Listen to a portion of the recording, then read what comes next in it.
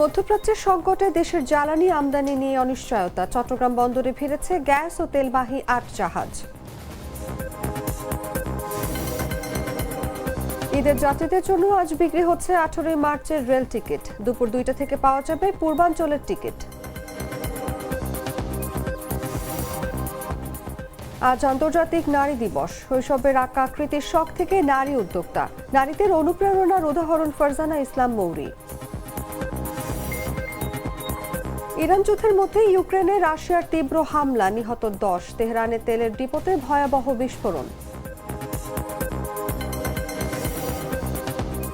এবং টি-20 বিশ্বকাপের ফাইনালে মুখোমুখি হচ্ছে ভারত ও নিউজিল্যান্ড। পূর্বের রেকর্ড হার আতঙ্কে সূর্যকুমার যাদবের দল।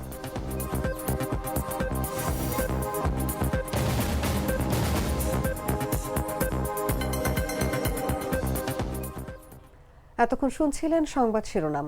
দর্শক আমন্ত্রণ দুপুর 1টা সংবাদে। সঙ্গে আছি আমি অনুভা বিশ্বাস। চকলেটে একাকার হয়ে ওঠা প্রাণ লেয়ার। প্রাণ লেয়ার, সম্পর্কের মিষ্টি ম্যাজিক। চলে যাচ্ছি বিস্তারিত খবরে। মধ্যপ্রাচ্যে যুদ্ধের উত্তেজনার মধ্যে বাংলাদেশের জ্বালানি আমদানি নিয়ে অনিশ্চয়তা তৈরি হলেও কয়েকটি গ্যাস ও তেলবাহী জাহাজ এরই মধ্যে চট্টগ্রাম বন্দরে পৌঁছেছে। রোববার সকালে জ্বালানিবাহী 8টি জাহাজ চট্টগ্রাম বন্দরে এসে নোঙর করে। জাহাজগুলো গেল 28 ফেব্রুয়ারির আগেই হরমুজ প্রণালী অতিক্রম করেছিল। চট্টগ্রাম বন্দর কর্তৃপক্ষের সচিব সৈয়দ রেফায়েত হামিম এই তথ্য নিশ্চিত করেছেন। এদিকে বৈশ্বিক বাজারে জ্বালানি তেলের সরবরাহ কমে যাওয়ার আশঙ্কায় গত শুক্রবার জ্বালানি তেল বিক্রির সীমা নির্ধারণ করেছে বাংলাদেশ পেট্রোলিয়াম কর্পোরেশন। সংশ্লিষ্ট সূত্র জানিয়েছে, গেল 28 ফেব্রুয়ারি শুরু হওয়া যুদ্ধের প্রভাবের কারণে গুরুত্বপূর্ণ নৌপথ হরমুজ প্রণালী দিয়ে জাহাজ চলাচল বন্ধ রয়েছে। এর আগে প্রণালী অতিক্রম করা জাহাজগুলো বাংলাদেশে পৌঁছালেও পরবর্তী জাহাজগুলো মধ্যপ্রাচ্যের বিভিন্ন বন্দরে আটকা পড়েছে। এসব বন্দরের মধ্যে রয়েছে সৌদি আরব, কাতার ও দুবাই। বিশেষজ্ঞরা বলছেন, দীর্ঘ সময় ধরে হরমুজ প্রণালী দিয়ে জাহাজ চলাচল বন্ধ থাকলে বাংলাদেশের জ্বালানি সরবরাহে চাপ তৈরি হতে পারে। এজন্য বিকল্প সরবরাহ ব্যবস্থার বিষয়েও ভাবতে হতে পারে সংশ্লিষ্ট কর্তৃপক্ষকে।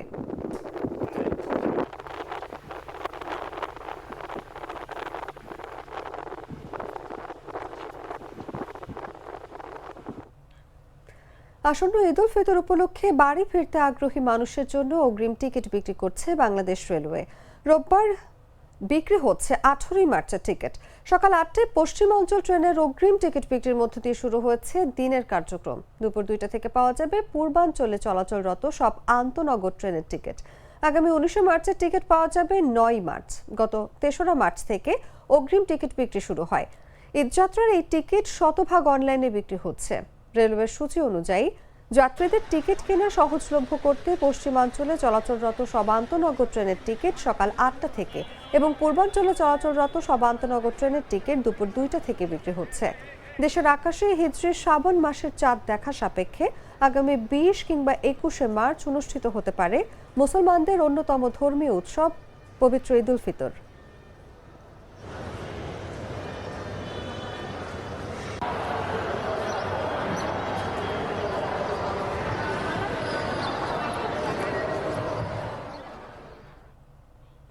আজ আন্তর্জাতিক নারী দিবস। এই দিবস উপলক্ষে এক বাণীতে প্রধানমন্ত্রী তারেক রহমান বলেছেন, সরকার নারীর নিরাপত্তা বিধানকে সর্বোচ্চ অগ্রাধিকার দিচ্ছে। বলেন, সাইবার বুলিং এবং অনলাইনে নারীর বিরুদ্ধে হয়রানি বন্ধে কঠোর অবস্থান নেওয়া হয়েছে। শনিবার দেয়া এই বাণীতে প্রধানমন্ত্রী বলেন, 8 মার্চ আন্তর্জাতিক নারী দিবস উপলক্ষে আমি বিশ্বের সব নারীকে আন্তরিক শুভেচ্ছা ও অভিনন্দন জানাচ্ছি। একটি রাষ্ট্রের উন্নয়ন তখনই টেকসই হয় যখন নারীর অধিকার, শিক্ষা, স্বাস্থ্য, নিরাপত্তা ও অংশগ্রহণ নিশ্চিত হয়। এই প্রেক্ষাপটে আন্তর্জাতিক নারী দিবসের এবারের প্রতিপাদ্য, আজকের পদক্ষেপ আগামী ন্যায় বিচার সুরক্ষিত হোক, নারী ও কন্যার অধিকার, অত্যন্ত তাৎপর্যপূর্ণ হয়েছে বলে আমি মনে করি। তিনি বলেন, আমাদের লক্ষ্য হলো নির্বাচনী প্রতিশ্রুতির বাস্তবায়নের অংশ হিসেবে স্নাতকোত্তর পর্যন্ত বিনামূল্যে শিক্ষা চালু করা, উচ্চশিক্ষায় নারীর অংশগ্রহণ বৃদ্ধি, মেয়েদের জন্য free school uniform, digital learning সুবিধা এবং আধুনিক শিক্ষা ব্যবস্থা সম্প্রসারণ করা। বাণীতে প্রধানমন্ত্রী আরও বলেন, একই ধারাবাহিকতায় বর্তমান সরকার নারীর অর্থনৈতিক ক্ষমতায়নে ফ্যামিলি কার্ড চালু করেছে। সরকার শিক্ষা, অর্থনীতি, স্বাস্থ্য, রাজনীতি সহ সর্বস্তরে নারীর সক্রিয় এবং কার্যকর অংশগ্রহণ নিশ্চিতে অঙ্গীকারবদ্ধ।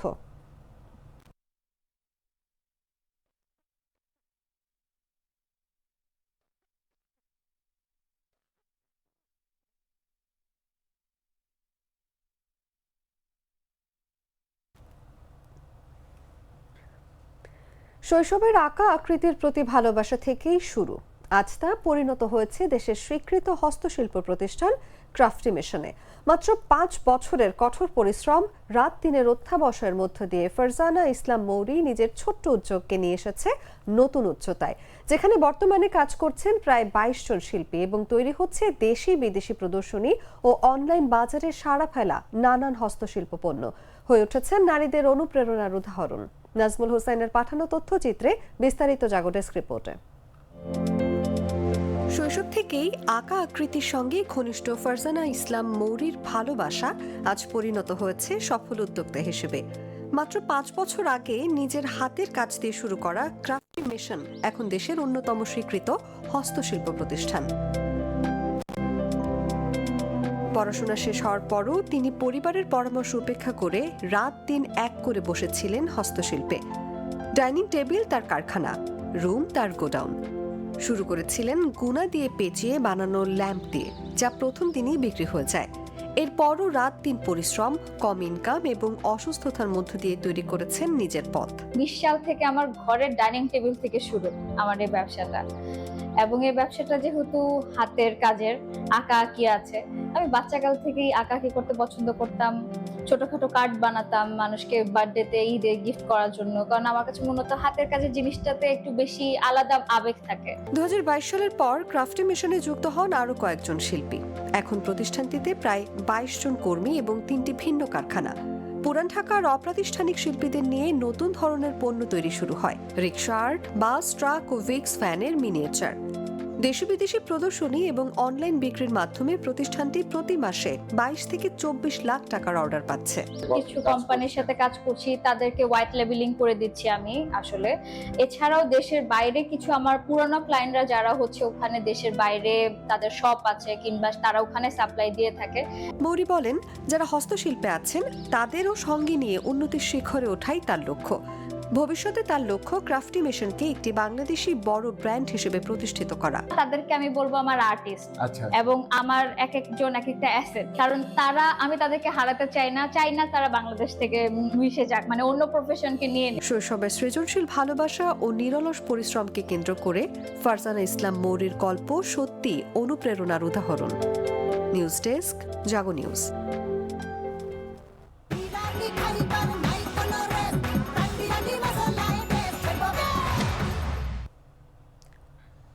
ঝিনাইদহে পেট্রোল পাম্পের পিটুনিতে যুবক নিহতের ঘটনায় পাম্পের 3 কর্মীকে আটক করেছে পুলিশ। এই ঘটনার জেরে 2টি তেল পাম্পে ভাঙচুর ও 3টি বাসে অগ্নিসংযোগের ঘটনা ঘটেছে। পরিস্থিতি নিয়ন্ত্রণে শহরের গুরুত্বপূর্ণ মোড়ে মোড়ে আইনশৃঙ্খলা বাহিনীর অতিরিক্ত সদস্য মোতায়েন করা হয়েছে।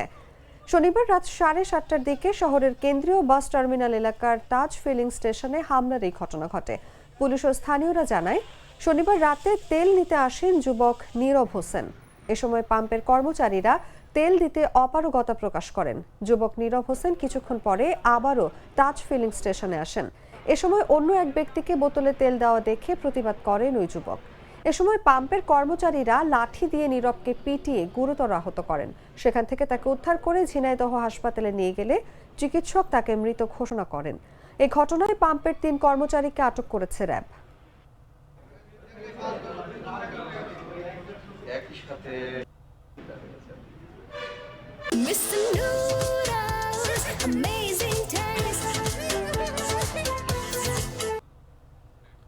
জানাবো আন্তর্জাতিক সংবাদ।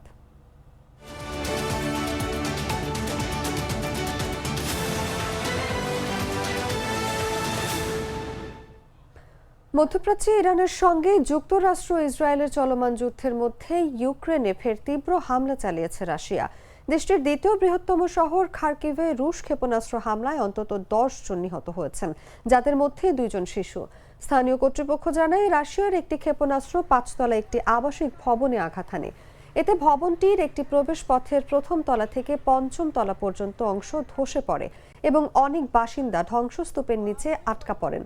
খার্কিভের মেয়র ইগোর তেরেখভ জানান, নিহতদের মধ্যে একজন প্রাথমিক বিদ্যালয়ের শিক্ষক ও তার 2য় শ্রেণীতে পড়া ছেলে রয়েছে। এছাড়া 13 বছর বয়সী এক কিশোরী এবং তার মা ও নিহত হয়েছেন। হামলায় অন্তত 16 জন আহত হয়েছেন। শনিবার উদ্ধার কর্মীরা ধ্বংসস্তূপের মধ্যে তল্লাশি চালিয়েছেন।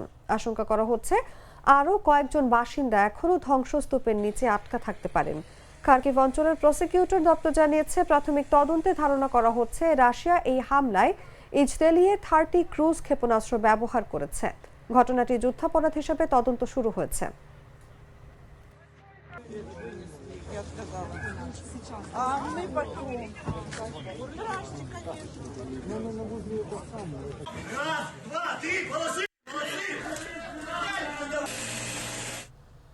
ইরানের রাজধানী তেহরানে তেলের মজুত রাখার কয়েকটি কমপ্লেক্সে হামলার খবর নিশ্চিত করেছে ইসরায়েলি ডিফেন্স ফোর্স। ভয়াবহ বিস্ফোরণের পর তেহরানের আকাশে ব্যাপক কালো ধোঁয়ার কুণ্ডলী দেখা গেছে। আইডিএফ বলছে এটি জ্বালানি সংরক্ষণ ট্যাঙ্কগুলোর ওপর চালানো একটি উল্লেখযোগ্য হামলা। তাদের দাবি, ইরানের শাসক গোষ্ঠী এসব জ্বালানি ট্যাঙ্ক সরাসরি ও নিয়মিতভাবে সামরিক অবকাঠামো পরিচালনার কাজে ব্যবহার করে। অপরদিকে লেবাননের স্বাস্থ্য মন্ত্রণালয় জানিয়েছে, বৈরুতের একটি হোটেলে ইসরায়েলি হামলায় 4 জন নিহত এবং আরও অন্তত 10 জন আহত হয়েছে। বার্তা সংস্থা রয়টার্স জানিয়েছে, হোটেলে বিমান হামলায় এসব হতাহতের ঘটনা ঘটেছে। সেখানে দক্ষিণ লেবানন এবং বৈরুতের দক্ষিণ উপশহর থেকে যুদ্ধের কারণে বাস্তুচ্যুত হয়ে আসা লোকজন আশ্রয় নিয়েছিলেন। যদিও এরপর আবারও হামলা হতে পারে এমন আশঙ্কায় কিছু মানুষকে ভবনটি ছেড়ে বেরিয়ে যেতে দেখা গেছে।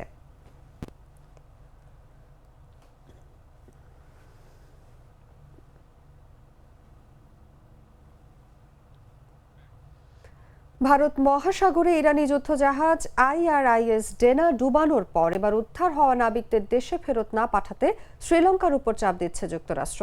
রয়টার্সের হাতে আসা মার্কিন পররাষ্ট্র দপ্তরের অভ্যন্তরীণ তার বার্তা অনুযায়ী কলম্বোতে নিযুক্ত চার্জ দ্য অ্যাফেয়ার্স জেন হাওয়েল স্পষ্ট জানিয়েছেন, 32 জন জীবিত নাবিক ও IRIS বুশেহরের 208 জন নাবিককে কোনোভাবেই ইরানে ফেরত পাঠানো যাবে না।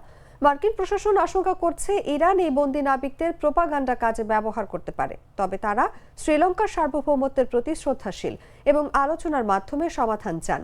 শ্রীলঙ্কার প্রেসিডেন্ট অনুরা কুমার দিশানায়ে বলেছেন, বিপদে পড়া নাবিকদের আশ্রয় দেয়া মানবিক কর্তব্য। ইতোমধ্যে IRIS বুশেহরের 208 জন নাবিককে কলম্বো নৌ শিবিরে স্থানান্তর করা হয়েছে। তেহরান নিহত নাবিকদের মরদেহ ফেরত চেয়েছে, তবে তারিখ নির্ধারিত নয়। ডেনা যুদ্ধজাহাজটি বঙ্গোপসাগরে ভারতের নৌ মহড়া শেষে ইরানে ফিরছিল। পথে মার্কিন সাবমেরিনের হঠাৎ হামলার শিকার হয়।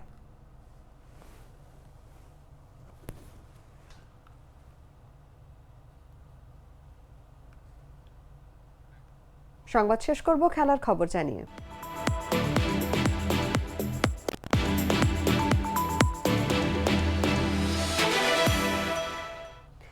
টি-20 বিশ্বকাপের ফাইনালে মুখোমুখি হচ্ছে ভারত ও নিউজিল্যান্ড। এক কথায় ফেভারিট বললে ভারতের নামই আসে। শুধু খড়ের মাঠে খেলার সুবিধা নয়, নিউজিল্যান্ডের বিপক্ষে ভারতের রেকর্ডও শক্তিশালী। দুই দল এখন পর্যন্ত 30 বার মুখোমুখি হয়েছে। ভারতের জয় 18টি, নিউজিল্যান্ডের 11টি এবং একটি ম্যাচ টাই।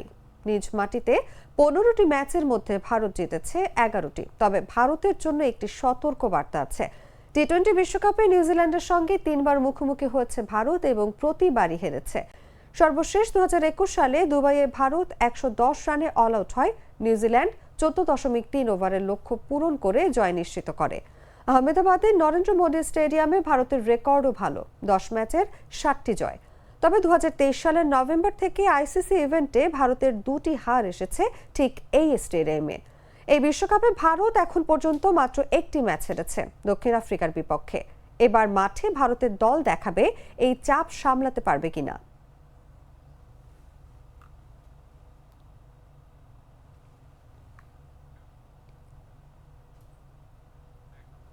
সংবাদ শেষ করার আগে শিরোনামগুলো জানিয়ে দিচ্ছি আরো একবার।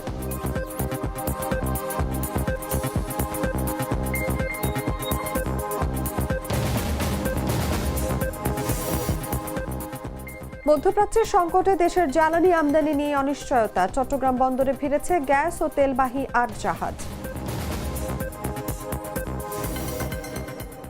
ঈদের যাত্রীদের জন্য আজ বিক্রি হচ্ছে 18 মার্চের রেল টিকিট। দুপুর 2টা থেকে পাওয়া যাবে পূর্বাঞ্চলের টিকিট।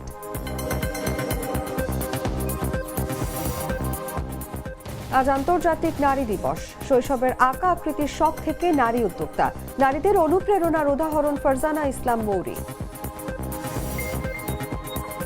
ইরান যুদ্ধের মধ্যে ইউক্রেনে রাশিয়ার তীব্র হামলা, নিহত 10। তেহরানের তেলের ডিপোতে ভয়াবহ বিস্ফোরণ। এবং টি-20 বিশ্বকাপের ফাইনালে মুখোমুখি হচ্ছে ভারত ও নিউজিল্যান্ড। পূর্বের রেকর্ড হার আতঙ্কে সূর্যকুমার যাদবদের দল।